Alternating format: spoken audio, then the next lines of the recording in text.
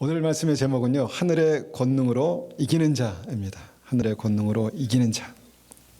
이 주제는 제가 참 좋아하는 주제이기도 합니다. 요한계시록 2장과 3장에 걸쳐서 7교회에게 주시는 말씀들을 우리가 살펴보면 7교회에게 주님께서 승리하는 자, 이기는 자 7번 7교회에게 반복하세요. 결국은 뭐냐? 이 이기는 것이 믿음이다 라는 것을 우리 이렇게 각인시켜 주시는 그런 은혜가 말씀을 통해서 우리가 있는 줄 믿습니다. 그래서 우리가 오늘 하늘의 권능으로 이기는 자라는 제목으로 한번 몇 주간 한번 말씀을 같이 나눠 보기 원합니다. 우리가 구원받는 믿음으로 구원받잖아요. 근데 구원받는 믿음은 뭐냐? 나는 구원받았는가? 나는 믿음이 있는가? 이것을 생각할 때 구원받는 믿음은 단지 지적인 동의가 아니다라는 것은 우리가 다 알고 있습니다. 내가 믿습니다. 그렇습니다. 그것이 성경에서 말씀하신 믿음의 전부가 아닙니다. 그것이 시작은 될 수 있지만 그것이 완성은 아닙니다. 그러면 구원받는 믿음이 뭔가를 우리가 생각할 때 제가 딱 떠오르는 말씀이 뭐냐면 마태복음 7장 21절 말씀입니다. 마태복음 7장 21절에 나더러 주여 주여 하는 자마다 다 천국에 들어갈 것이 아니요. 자, 주여, 우리가 아무나 주님을 주님이라고 그렇게 부릅니까? 믿음이 있고 지적인 동의가 있어야 주님을 주님으로 부르지요. 주여, 주여, 주님 도와주십시오. 주님 붙들어 주십시오. 라고 하는 사람들이 다 천국에 가는 것이 아니다라고 말씀하십니다. 주여 주여 하는 자마다 다 천국에 들어갈 것이 아니요. 다만 하늘에 계신 내 아버지의 뜻대로 행하는 자라야 들어가리라. 뭡니까? 믿음으로 사는 사람이 진짜 믿음이 있는 거다라는 것입니다. 먹어야 산다는 믿음이 있기 때문에 우리가 먹지 않습니까? 먹어야 병을 이길 수 있어. 먹어야 건강해질 수 있어. 그래서 골고루 먹지 않습니까? 입이 까칠까칠하고 입맛이 없어도. 그렇죠. 그래서 하늘에 계신 내 아버지, 살아계신 하나님 아버지, 그 하나님의 뜻이 나를 향한 사랑이고 구원이다라는 것을 믿는 것은 사는 것입니다. 믿는 것은 사는 것입니다. 그래서 그 삶으로 이 자리에 오신 것입니다. 삶으로 예배 드리신 것입니다. 그냥 그래, 맞아, 거기서 끝나는 것이 아니다라는 것입니다. 자, 제가 한번 문제를 드리겠습니다. 제가 아마 1년 동안도 구원받는 믿음에 대해서 몇 가지로 이렇게 말씀드렸던 것 같습니다. 한번 잘 생각해 보시면서 구원받는 믿음은 이것이다 라고 한 단어로 한번 말씀해 보십시오. 구원받는 믿음은 이것이다. 단어가 떠오르십니까? 제가 앞에 예배 가운데 예배 시작하기 전 말씀 속에서도 우리가 설교하면서도 제가 몇 번 이렇게 말씀을 드렸는데 어떤 단어들이 떠오르셔야 합니다. 그게 믿음이니까. 구원받는 믿음은 오늘 우리가 본문에서 읽었던 것처럼 구원받는 믿음은 삶이다 라고 우리가 말씀드릴 수 있죠. 삶. 구원받는 믿음은 삶이다. 여러분, 죽은 믿음도 있습니다. 야고보서에서 말씀하시기를 행함이 없는 믿음은 죽은 믿음이다. 하늘에 계신 내 아버지의 뜻대로 행하는 자라야 들어가리라. 그러니까 살지 못하게 하는 믿음은 죽은 믿음입니다. 살지 못하게 하는 믿음은 그냥 주여 주여 하다가 천국에 들어가지 못하는 믿음입니다. 사는 믿음이 천국에 들어가는 믿음인 거예요. 그래서 살아야 구원입니다. 살아야. 이 자리에서 우리가 주님을 찬송하고 예배하고 이것도 삶이지만 우리의 삶을 통해서 주님을 찬송하고 감사하며 예배드릴 수 있는 삶이 있어야 여러분, 그것이 구원이라는 것입니다. 성경은 여기에 대해서 분명하게 이렇게 여러 군데에서 말씀하세요. 자, 그리고 또 제가 말씀드렸던 것 중에서 한번 잘 기억을 더듬어 보면 구원받는 믿음은 이것이다 라고 말씀드렸던 거 혹시 다른 거 생각나십니까? 생각나시면 한번 이렇게 한번 표시를 해보시겠어요? 이렇게 구원받는 믿음은 이것이다. 자, 아무도 생각이 안 나시면 아니면 그냥 제가 시킬까 봐 손을 안 들으시면 자, 구원받는 믿음은 이것이다. 여러분 이것을 아셔야 합니다. 이것을 알아야 진짜 믿음입니다. 구원받는 믿음은 이것이다.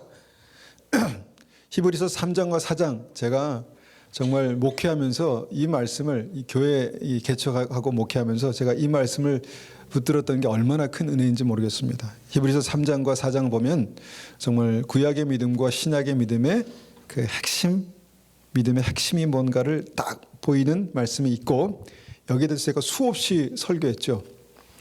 히브리서 3장과 4장에서 믿음의 핵심은 뭐냐? 믿음의 핵심은 순종이다 라는 것입니다. 믿음의 핵심은 순종이다.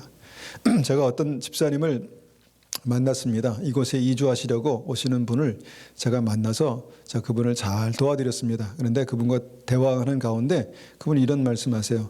어느 교회에 가보니까 밴쿠버에 있는 교회가 아니라 다른 어느 교회에 가보니까 그렇게 순종을 얘기해가지고 내가 듣기 싫어서 그 교회에 나왔다고 이렇게 말씀하셔가지고 제가 마음이 덜컹했습니다. 덜컹. 물론 귀찮죠.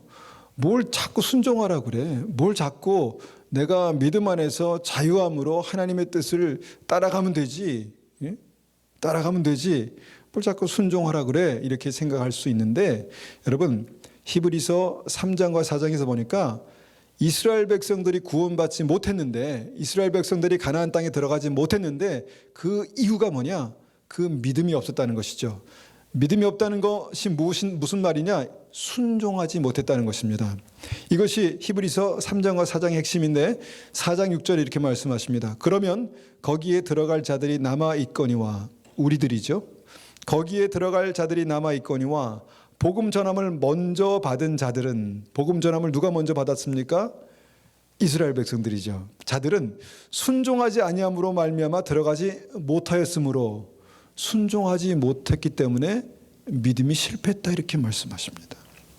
그러니까 믿음을 가지고 하나님 나라에 들어가는 모든 사람들은 하나님의 말씀이 내 삶 가운데 떨어지면 아 이것이 주님의 말씀이구나라고 어떻게 받아들입니까? 순종함으로 붙드는 믿음이 있어야 합니다. 그것이 믿음입니다. 지적인 동의가 아니라 아 그래 맞아 그리고 아무것도 하지 않는 멈춰있는 그런 믿음이 아니라 하나님께서 말씀하신 것이 진리야 생명이야 그러면 움직인다는 것이죠. 순종함으로 산다는 것이죠. 그래서 구원받는 믿음은 반드시 순종한다. 자, 순종하는 것을 알지 못하면 너무너무 이것이 싫다면 여러분 우리는 구원받는 믿음에 대해서 뭔가 잘못 오해할 수 있는 것입니다. 순종이 제사보다 낫다 이 말씀을 누구에게 하시는지 혹시 기억하십니까? 순종이 제사보다 낫다라는 말씀은 사무엘 선지자가 사울 왕에게 한 말입니다. 자, 사울 왕이 구원받았습니까? 구원받지 못했습니까? 성경에 그것은 나오지 않지만 정황을 딱 살펴보면 하나님께서 버리셨다. 그리고 자살해 죽었다. 구원받지 못했습니다. 그런데 그 사울 왕에게 선지자가 한 말이 이것입니다. 순종이 제사보다 낫다. 순종이 예배, 하나님께서 찾으시는 예배자, 또 하나님께서 받으시는 예배, 이것보다 훨씬 더 뛰어난 예배다 이렇게 말씀하는 것이죠. 그래서 순종을 모르면 사울 왕처럼 구원을 모르는 것입니다. 그래서 내가 하나님의 말씀을 읽을 때 우리는 그냥 지식으로 그냥 읽는 것이 아니라 오늘도 나에게 주시는 하나님의 말씀이 무엇인가를 우리가 보고 순종하여 적용하기 위해서 우리가 말씀을 보는 것이죠. 자, 이것이 이제 구원받는 믿음의 특징들입니다. 두 가지 나왔는데 그 세 번째는 이것입니다. 구원받는 믿음은 반드시 사랑한다는 것입니다. 여러분 바리새인들의 믿음은 사랑하지 못했습니다. 사랑할 수 있는 사람들은 사랑했는데 사랑할 수 없는 사람들이 있었습니다.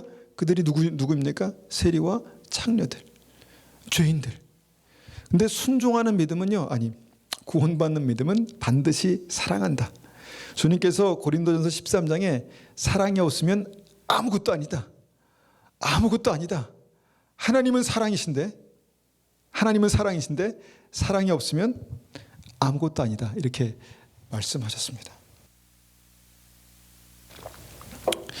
요한계시록 2장 4절, 오늘 한번 더 깊이 보기 원한 말씀이지만 요한계시록 2장 4절에서 주님께서 에베소 교회에게 아주 심하게 책망하셨는데 그것이 뭐냐? 그것이 처음 사랑을 버렸노라 라고 말씀하신 것입니다. 아, 주님께서 뭔가 꾸짖으시고 좀 더 나은 신앙으로 가라고 이렇게 말씀하셨구나 이렇게 생각하면서 이제 요한계시록 2장 4절 이후를 읽다 보면 회개하지 않으면, 그러니까 사랑을 버렸기 때문에 그들에게 말씀하시죠. 내가 다시 회개해서 그 사랑을 회복하지 않으면 촛대를 옮겨버리겠다 이렇게 말씀하십니다. 촛대를 옮기겠다. 이 촛대가 뭐냐면 일곱 촛대는 일곱 교회라. 교회입니다. 교회가 아니다. 사랑하지 않는, 하나님을 사랑하지 않는 교회는 교회가 아니다. 내가 너를 교회로 인정하지 않겠다라는 것이죠. 이것을 주님께서 말씀하시는 것이에요. 그래서 구원받는 믿음은요, 반드시 사랑한다. 하나님을 사랑하고 또 사랑한다. 이웃을 사랑한다라는 것이죠. 그래서 우리가 정말 살아있는 믿음이 있느냐 없느냐는 믿은 이후에 믿기 전보다 지금이 또 지난해보다 올해가 점점 더 주님을 사랑하는 그 사랑이 증가하고 있느냐 아니냐, 이것을 통해서 내 믿음이 살아있느냐, 내 믿음이 역사하느냐라는 것을 알 수 있다는 것입니다. 제가 이 질문에 대해서 항상 자신이 없었습니다. 내가 하나님을 사랑하나? 여러분 하나님을 사랑하십니까? 아유, 감사합니다. 여러분, 하나님을 사랑합니다. 하나님을 사랑하는 그것이 진짜 믿음입니다. 그런데 때로는 우리가 자신이 없어요. 하나님 내가 사랑하나? 하나님을 사랑한다는 게 뭔가? 사랑한다는 증거가 뭔가? 내 1년 삶을 돌이켜 볼 때 하나님을 사랑하는 믿음이 어떻게 네 삶 가운데 나타났는가를 볼 때 이 하나님을 사랑한다는 것이 굉장히 중요하다는 것입니다. 무거운 주제라는 것입니다. 믿음 안에서. 그래서 구원받는 믿음은 반드시 사랑한다. 그리고 오늘 저희가 이제 기도하는데, 새벽에 기도하는데 주님께서 한 단어를 딱 제 마음 가운데 딱 주셨어요. 그 뭐냐면 이 능력입니다. 권능. 그래서 올 한 해의 주제를 이것으로 이제 삼았습니다. 믿는 사람들은요, 권세가 있습니다. 권능이 있습니다. 그래서 이기는 것입니다. 그래서 승리하는 것입니다. 믿는데, 지식이 있는데, 말씀이 있는데 말씀에 권세가 없고, 내가 명령하는데 그 말에 권세가 없고, 내 삶이 능력이 없으면 여러분, 그것은 믿음이 아닙니다. 능력이 없는 믿음은 죽은 믿음입니다. 능력이 있어야 합니다. 우리의 삶 가운데 하나님께서 함께 하시는 믿음의 능력, 그것이 있어야 합니다. 그 증거가 뭐냐? 승리입니다. 이기는 것입니다. 그래서 구원받는 믿음은 반드시 승리한다. 그렇게 돼야 합니다, 여러분. 그렇게 돼야 합니다. 여러분, 이 승리가요, 요한계시록 전체의 핵심 주제입니다. 요한계시록 전체의 핵심 주제입니다. 요한계시록은 그리스도의 몸된 교회에게 주신 말씀인데 교회 안에서 구원받는 믿음이 뭔가에 대해서 7교회에게 말씀하십니다. 그 말씀의 핵심이 뭐냐? 승리하는 자가 되라, 이기는 자가 되라 라고 말씀하는 것이죠. 다시 말하면 이겨야 구원이다. 승리하는 그 체험이, 그 간증이, 그것이 구원이다, 이렇게 말씀하는 것입니다. 요한계시록 21장 7절에 보니까 이제 그 결론을 이렇게 말씀하십니다. 이기는 자는 이것들을 상속받으리니, 이것이 뭐냐면 하늘의 생명, 하늘의 영광, 하늘의 축복입니다. 이기는 자는 이것들을 상속받으리니 나는 그의 하나님이 되고 그는 내 아들이 되리라. 자, 이것이 구원이죠. 근데 그 조건이 뭡니까? 이기는 자, 승리하는 자. 그러니까 승리가 있어야 구원이 확증되는 것입니다. 이 말씀을 개정개혁 성경이 이렇게 말씀합니다. 승리한 자들은 누구나 다 이것을 유업으로 받을 것이며, 승리한 자들은 누구나 누구나 다 이것을 유업으로 받을 것이며 나는 그의 하나님이 되고 그는 나의 아들이 될 것이라. 여기서 아들은 하나님의 자녀를 일컫는 말입니다. 하나님의 상속을 받을 자녀를 일컫는 말씀입니다. 그래서 요한계시록의 핵심 주제는 승리입니다. 이기는 것입니다. 그래서 이제 요한계시록 그 핵심 주제의 승리를 우리가 한번 오늘 말씀에서 좀 더 깊이 생각해 보고자 합니다. 자, 우리가 단적으로 요한계시록의 승리가 구원이다 이렇게 말할 수 있는 근거가 뭐냐? 이것이 요한계시록 2장 7절입니다. 이 7절 말씀 보니까 이렇게 우리가 제가 한번 읽어보겠습니다. 귀 있는 자는 성령께서 교회에게 하시는 말씀을 잘 들어라. 승리하는 자에게 하나님의 동산에 있는 생명나무의 열매를 먹게 하겠다. 자, 하나님의 동산에 있는 생명나무의 열매를 먹는 것이 천국에 가서 일어나는 일들이죠. 천국에 가서. 근데 누가 그것을 먹습니까? 승리하는 자가 하나님의 동산에 있는 생명나무를 먹게 된다라고 말씀하는 것이죠. 이것이 에베소 교회에게 주신 말씀입니다. 그렇다면 이 승리가 에베소 교회에게 말씀하신 승리가 뭐냐? 이제 오늘 우리가 얘기한 그 주제 가운데 다 있지만 우리가 한 번 다시 이 말씀을 읽어보겠습니다. 2장 4절입니다. 4절. 그러나 너를 책망할 일이 한 가지 있다. 그것은 내가 나를 처음만큼 사랑하지 않고 있다는 사실이다. 이전에 내가 나를 어떻게 사랑했는지 그때를 돌이켜 보아라. 어디서 잘못되었는지 생각하고 회개하여 예전처럼 행하도록 하여라. 만일 내가 회개하지 않으면 내가 가서 내 촛대를 그 자리에서 치워버릴 것이다. 자, 구원은 삶이다. 구원은 사랑하는 것이다. 구원은 승리하는 것이다. 다 여기 들어있잖아요. 다 들어가 있습니다. 주님께서 책망하신답니다. 그 이유가 뭡니까? 처음만큼 우리가 주님을 사랑하지 않는다는 것 때문에 주님께서 책망하신다는 겁니다. 그런데 그 책망에 대해서 주님께서 이렇게 말씀하십니다. 회개하지 않으면, 예전처럼 행하지 않으면, 예전처럼 살지 않으면, 예전처럼 사랑하지 않으면 내가 가서 내 촛대를 그 자리에서 치워버릴 것이다. 여러분, 교회가 이렇게 되면 안 되잖아요. 그죠? 교회가 이렇게 되면 안 되겠습니다. 주님을 사랑하는 것이 교회인데 주님을 사랑하는 그 사랑이 점점 식어지면요, 주님께서 그 교회를 교회라고 인정하지 않을 수도 있어요. 주님의 교회가 안 될 수도 있다는 것입니다. 그래서 주님을 사랑하는 것이 정말 주님께서 말씀하신 아주 중요한 승리의 핵심, 첫 번째 핵심입니다. 여러분, 이 말씀이 왜 중요한가? 여러분, 마태복음 25장에 그 세 가지 비유가 있잖아요. 열천의 비유, 달란트의 비유, 양과 염소의 비유. 이 비유의 핵심은 누가 천국에 들어가는가입니다. 누가 천국에 들어가는가. 근데 열천의 비유의 핵심, 누가 천국에 들어간답니까? 천국은 등불을 들고 신랑을 맞으러 나간 열처녀와 같다. 등불이 살아있는 사람들이 천국에 들어가죠. 그런데 등불이 꺼진 사람들이 못 들어갑니다. 꺼져가니 그때부터 문제가 생겼다는 것입니다.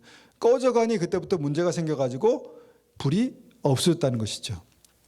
이것이 이제 그 촛대의 어떤 특징과 이 핵심과 이 마태복음 25장의 이 등불의 핵심과 같은 것입니다. 그러니까 사랑하는 것이 불꽃처럼 우리의 심령 가운데 타오를 때에 그것이 구원받는 믿음이다. 그것이 기름 부으심이 확증되는 것이다 라는 것이죠. 그런데 우리의 사랑이 식어진다는 게 뭡니까? 우리의 사랑이 식어진다는 게 촛대를 옮기리라, 등불이 꺼져가니, 여러분, 그것이 믿음이 아니라는 것입니다. 머리는 다 알고 있습니다. 다시 오실 주님을 우리가 예비한다. 다시 오실 주님을 우리가 예비하며 등을 들고 기다린다, 기도한다, 예배한다, 알고 있지요. 근데 등불이 꺼져가니 뭡니까? 사랑이 식어가는 것입니다. 주님을 향한 사랑이 식어가는 것입니다. 여러분, 이것을 어떻게 회복할 수 있을까요? 너무 안타깝습니다. 어떻게 회복할 수 있을까요? 주님을 사랑하는 그 믿음을 어떻게 회복할 수 있을까요? 우리의 등불이 꺼지지 않고 날마다 활활 타오를 수 있을까요? 여러분, 어떻게 할 수 있습니까?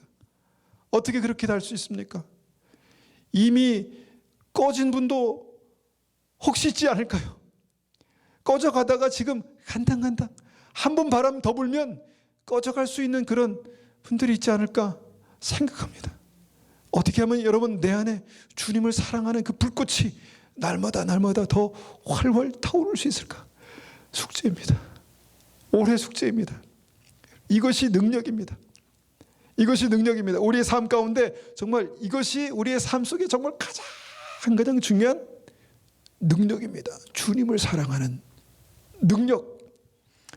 주님을 사랑하는 능력.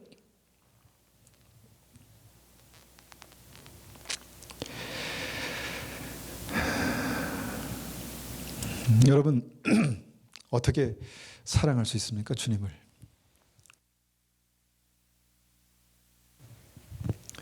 어떻게 사랑할 수 있을까? 제가 고민을 해봤습니다. 사랑해서 결혼하셨죠?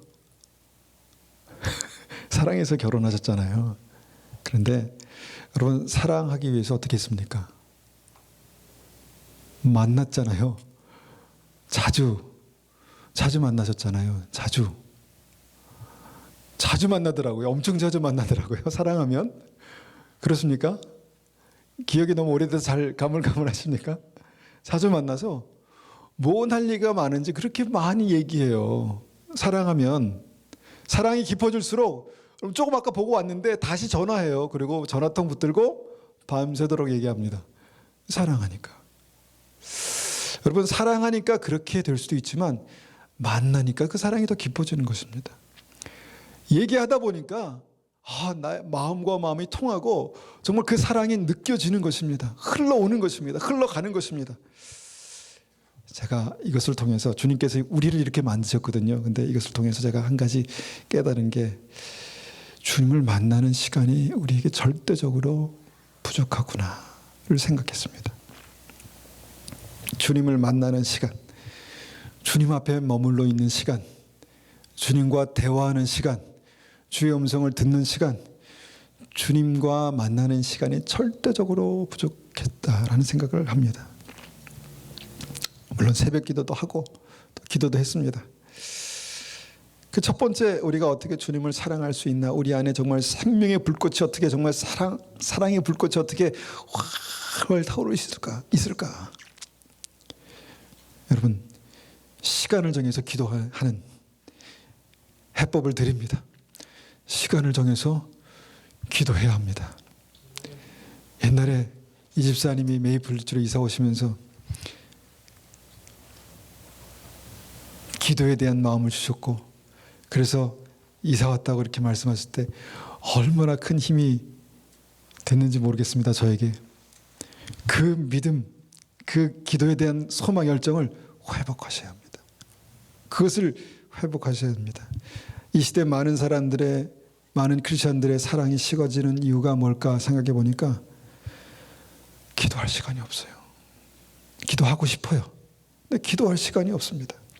마태복음 22장 보니까 천국 그 혼인잔치의 비유가 있잖아요. 그런데 하나님께서 천국 혼인잔치를 배설하셨는데 그 혼인잔치에 들어가지 못하는 이유가 인격이 부족해서도 아니고 지식이 부족해서도 아니고 믿음이 부족해서가 아니라 바빠서 못 들어갔다는 것입니다. 바빠서. 천국은 마치 자기 아들을 위하여 혼인잔치를 베푼 어떤 임금과 같으니 천국에 들어가는 문제죠. 그런데 5절에 보니까 그들이 돌아보지 않고, 그러니까 하나님의 부르심에 대해서 돌아보지 않고 한 사람은 자기 밭으로 한 사람은 자기 사업하러 갔다, 이렇게 말하는데 이것이 현실입니다. 기도하지 못하는 바로 그 이유입니다. 여러분 마태복음 24장 보니까 정말 마지막 때 일어날 어떤 그 모습에 대해서 말씀하는데 24장 38절을 보니까 이렇게 말씀합니다. 홍수전에 노아가 방주에 들어가던 날까지 사람들이 먹고 마시고 장가들고 시집가고 있으면서 홍수가 나서 그들을 다 멸하기까지 깨닫지 못하였으니 인자의 임함도 이와 같으니라. 왜 못 들어갔습니까? 왜 못 들어갔습니까? 바빠서. 장가가고 시집가고 할 일들이 너무 많아서 못 들어갔다는 것입니다. 여러분 굉장히 그냥 일반적으로 그냥 일어나는 일이기 때문에 흘려들 수 있지만 현실입니다. 왜 기도하지 못합니까? 할 일이 많아요. 바빠요. 뭐 이렇게 바쁜지 바빠요. 그래서 여러분, 그래서 마태복음 24장에서 그래서 천국에 못 들어갔다는 것입니다. 안 바빠도 바쁘잖아요. 안 바빠도 바쁩니다. 여러분, 바빠서 기도할 수 없는 이 시대의 문제를 어떻게 우리가 해결할 수 있을까? 저는 처음에 제가 이제 목회를 하면서 어떻게 하면 함께 기도할 수 있을까를 고민했습니다. 고민하다가 많은 분들의 형편과 상황들이 바빠지니까 제가 이해하게 됐습니다. 얼마나 바쁘실까? 얼마나 피곤하실까? 또 그것이 잘 돼야 믿음도 가질 수 있으니까 그분들을 이해하자, 이런 생각을 하게 됐습니다. 그래서 제가 오세요, 오셔서 기도해야 삽니다, 이렇게 말할 걸 갖다가 같이 기도하면 어떨까요? 이렇게 말씀드렸어요. 근데 그게 어렵더라고요. 진짜 어렵더라고요. 그러니까 마치 이 장작불을 이렇게 활활 타는 장작불을 놓고 딱 불을 쬐고 있다가 하나하나를 이렇게 딱 꺼내 놓으면 어떻게 됩니까? 장작, 활활 타던 장작이 꺼지는 것처럼 그렇게 되는 것 같아요. 교회들이 점점 이 시대에 많은 사람들이 바빠져서 한 사람 빠지고 두 사람 빠지고 한 사람 기도 못하고 두 사람 기도해서 포기하고 이렇게 되니까 이게 식어지는 거예요. 이거 큰일이다, 이거 큰일 났다, 이런 생각을 하게 됐습니다. 제가 이번 주에 김성식 집사님을 만나서 이 차를 마셨는데, 이게 신의 한 수예요. 제가 집사님을 만나가지고 제가 대화하는 가운데 집사님이 이전에 다니시던 교회에 대해서 듣게 됐어요. 저는 이제 큰 대형 교회에 대해서 약간은 부정적인 생각이 있었습니다. 그런데 이 교회는 다른 거예요. 그래서 제가 큰 충격을 받았습니다. 제가 오늘 그 충격받은 그 핵심 스토리를 잠깐만 우리 집사님을 통해서 듣겠습니다. 잠깐 나오시죠.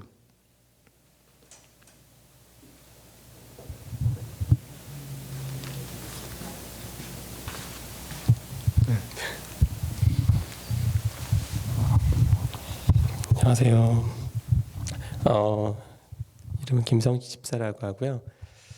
목사님 말씀처럼 주중에 한번 목사님을 뵙고 좀 얘기를 나누던 가운데 저희 기존에 다니던 교회에 대해서 잠깐 이제 기도에 대해서 이렇게 나눌 수 있는 시간이 있었습니다. 근데 별로 생각지 않았는데 목사님은 한 2시간 전에 이 내용을 좀 같이 나눴으면 좋겠다 해서, 사실 제가 앞에 나가는 걸 되게 안 좋아합니다. 그래서 이제 사실 별로 느끼지 않았는데, 목사님이 어떤 마음을 받냐면은 정말 기도하시고 싶어 하시고 또 이 성도들이 더 기도하기를 원하시는 그런 마음을 보게 되었어요. 그래서 이제 부족하지만 나오게 되었고요. 사실 이게 다 어찌 보면 지난 과거 얘기이기 때문에 더더욱더 사실 어차피 과거 했던 것은 하나님이 하셨기 때문에 별로 얘기하고 싶지 않았는데 목사님이 이런 마음이 있었기 때문에 잠깐 말씀드릴까 합니다. 제가 다니던 교회는 서울의 연세중앙교회이고요. 혹시 들어보셨죠? 안 들어보셨나요? 규모로 따지면은 일단 전 세계적으로 가장 큰 교회입니다. 성도가 제일 많아요. 성도는 아니고 그 단일 교회로서는 굉장히 크고, 건물로도 뭐 20개보다 훨씬 더 굉장히 크죠. 저희 교회가 크고 굉장히 많은데, 그렇게 된 이유가 가장 큰 이유가 기도이거든요. 담임 목사님께서도 이제 가장 그거를 이제 많이 말씀하시는 게, 기도하지 않으면 살 수 없다고 하셔서 본인도 이렇게 기도를 정말 많이 하세요. 거의 뭐 하루에 많게는 하루에 절반 이상을 지금도 70이 넘은 연세에도 이렇게 기도를 하시는데, 그렇기 때문에 성도들한테도 가장 많이 말씀하시는 거는 너희들이 마지막 때 기도하지 않으면 살 수 없다라고 해서, 기도에 대한 많은 교회에서 진행되는 것들이 있는데 그걸 잠깐 말씀드리고자 합니다. 저희 같은 지금 교회 다니지만 저희 연세중앙교회 같은 경우에는 매일 기도 모임이 이렇게 있어요. 기도 모임이 있는데 그 시간은 저녁 7시 반부터 9시 반까지 약 2시간이거든요. 2시간을 이제 기도를 하게 되는데 약 모이는 인원은 평균 3에서 4천 명 정도, 3, 4천 명 정도가 이렇게 나와서 2시간 동안 이렇게 합심으로 부르짖어서 이제 기도를 하게 되거든요. 앞에서 목사님 인도하시고 부사역자 인도하시면 그 시간 거의 뭐 텀 없이 그냥 쭉 기도 제목을 놓고 그걸 놓고 이제 뭐 2시간씩 이렇게 매일 기도를 하고 있습니다. 이렇게 된 거는 한 10 몇 년 전에 목사님이 이제 기도 감동 가운데 시행하신 부분이 뭐냐면은 전교인 40일 그리고 10일 기도라는 거를 시작을 하게 됐어요. 그 예수님께서 부활하시고 40일 함께 가시고 승천하시고 10일 만에 이제 다시 성령으로 이제 오신 그날을 기점으로 해서 전 교인이 한번 50일 동안 한번 기도를 해보자 해서 그 봄이죠. 4월인가 5월인가 시작이 됐는데 지금도 이어지고 있습니다. 그러면은 그때는 정말 전 교인이 나와서 매일 2시간씩 기도를 하는 거예요. 그럼 대성전이 차면은 거의 1만 명씩 넘어가거든요. 꽉 차서 이제 그 기도를 하는데 대단하죠. 그때는 정말 기도 응답도 많이 일어나고 하나님께서 역사하심을 그 기도 가운데 이제 많이 보여주시거든요. 뭐 나중에 이제 그 50일 기도가 끝난 다음에 막 간증하는 시간들도 막 있어요. 그러면 정말 불치병에서도 많이 고침을 받고 삶의 문제 가운데서도 많이 해결받는 그런 시간들이 그렇게 이제 이어지는데 그게 끝이 아니라 이제는 그때 그거 하시고 나서 목사님이 막 가슴을 치면서 아파하시더라고요. 이런 모습을 봐. 성도들의 영혼은 정말 기도를 하고 싶은데 내가 그렇게 더 관건해서 그렇게 하지 못하겠다는 것에 대해서 많이 아파하시면서 이제부터는 매일같이 2시간 기도를 또 선포를 하신 거예요. 그래서 그게 10몇 년 전부터는 이제 매일 기도해요. 그 50일 기도는 특별하게 전성 참석하지만 이 매일 기도는 한 3에서 4천 명 정도 이렇게 모여서 2시간을 이렇게 기도를 하게 되고요. 만약에 바빠서 기도를 못 채운다 함께 되면은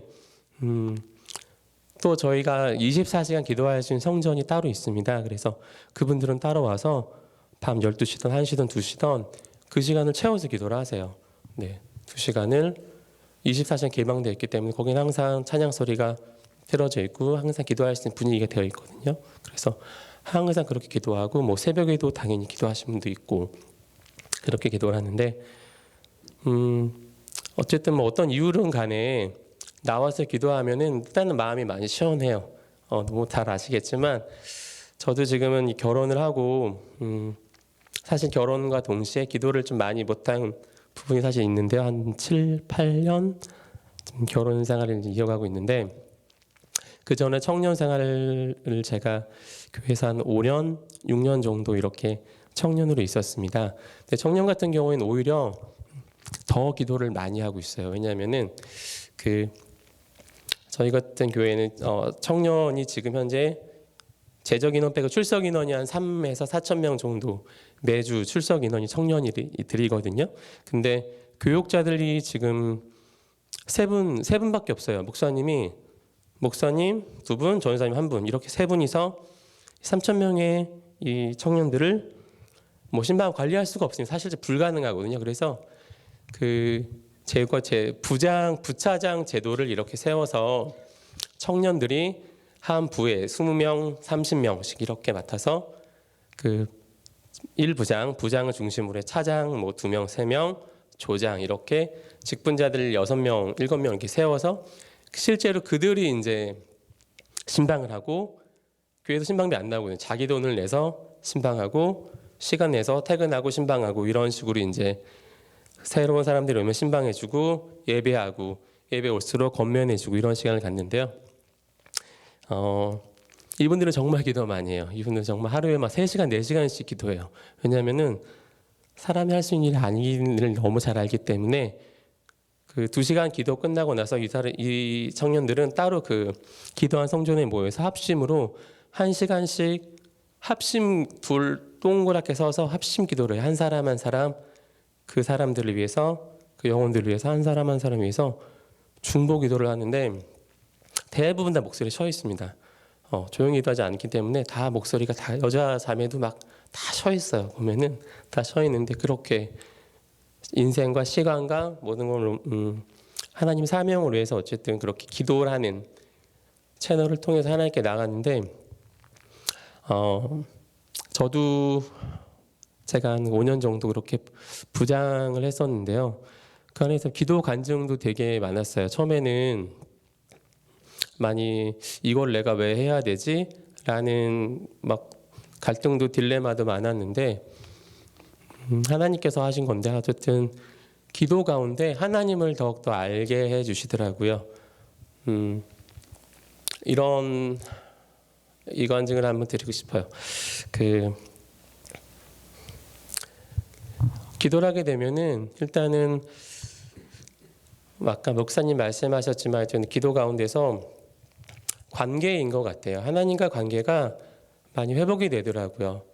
한 번은 기도를 하는데 성회 기간이었어요. 성회 기간에 기도를 하는데 어떤 문제로 제가 어떤 죄 때문에 하나님과 관계가 좀 막혀 있다는 거를 좀 느낄 수 있었어요. 근데 그 성회를 통해서 정말 회개를 하면서 하나님과 관계가 확 이렇게 열리더라고요. 열렸는데 그걸 영적으로 알게 해주셨는데 그때 저희 어머니께서 하혈을 이렇게 좀 하고 계셨거든요. 하혈을 하고 계셨는데 그 상당히 기간이 오래됐더라 몰랐어요. 나중에 그걸 이제 너무 어머니가 심각하니까 그걸 얘기해 주신 거예요. 내일이나 모레쯤 다음 주쯤 한 큰 병원을 가야겠다라고 해서 말씀을 해주시는데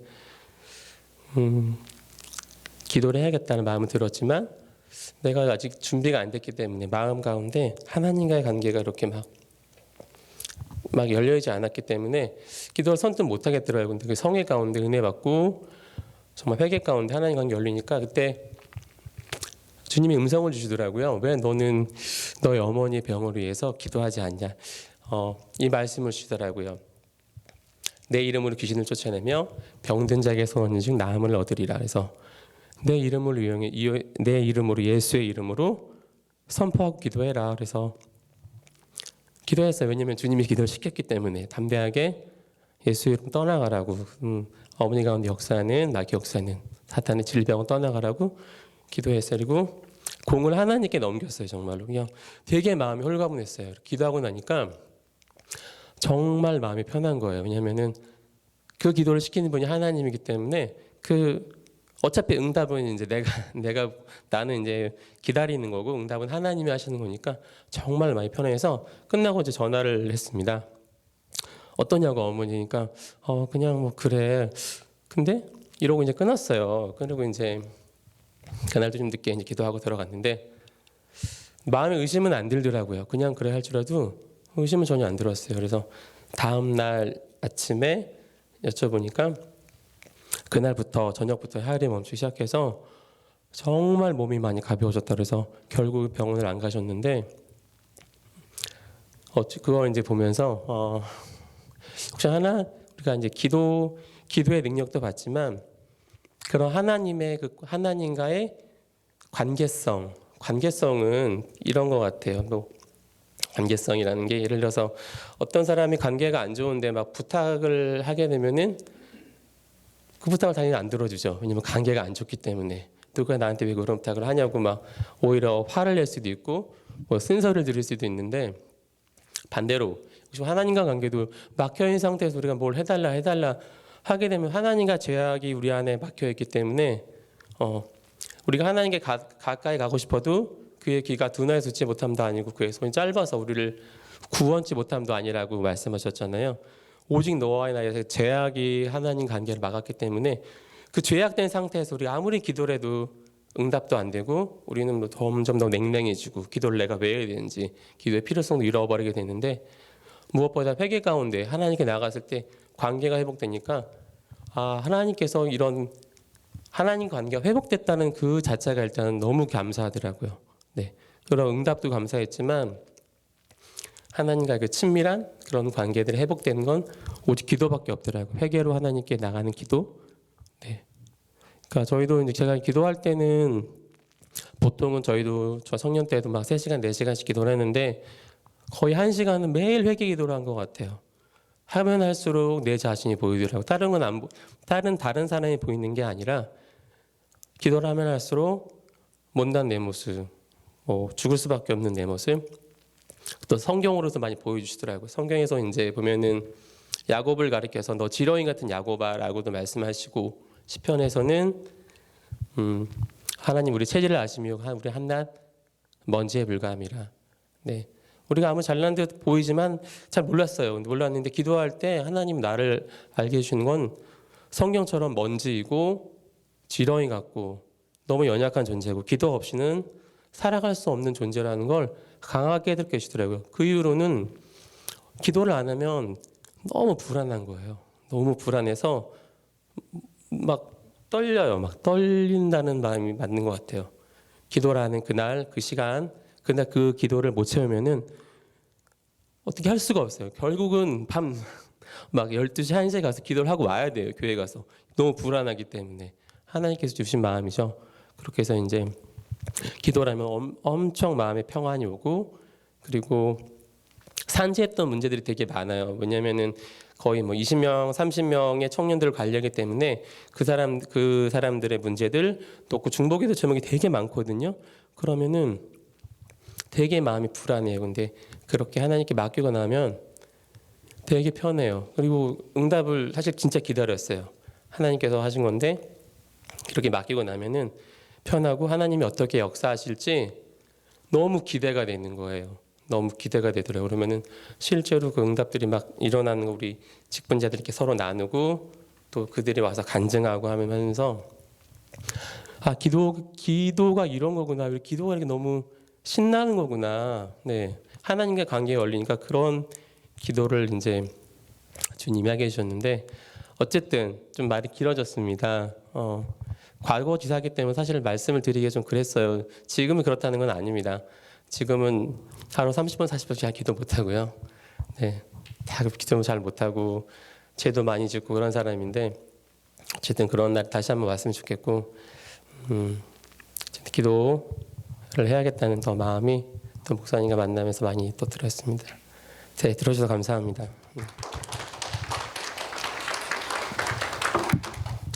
제가 집사님과 대화하면서 한 가지 제 마음 가운데 확 와닿은 게 뭐냐면, 바빠서 기도 못한다는 생각을 저도 가지고 있었고 또 다른 분들에게도 그런 익스큐즈가 이제 있었는데, 그런데 그 한국 바쁘잖아요. 한국 바쁜데 3,4천 명의 그 신자들이 와서 2시간씩 기도한다는 게 저에게 큰 도전이 됐습니다. 청년들이 얼마나 할 일이 많아요. 그런데 3-4시간씩 기도한다는 게 큰 도전이 됐습니다.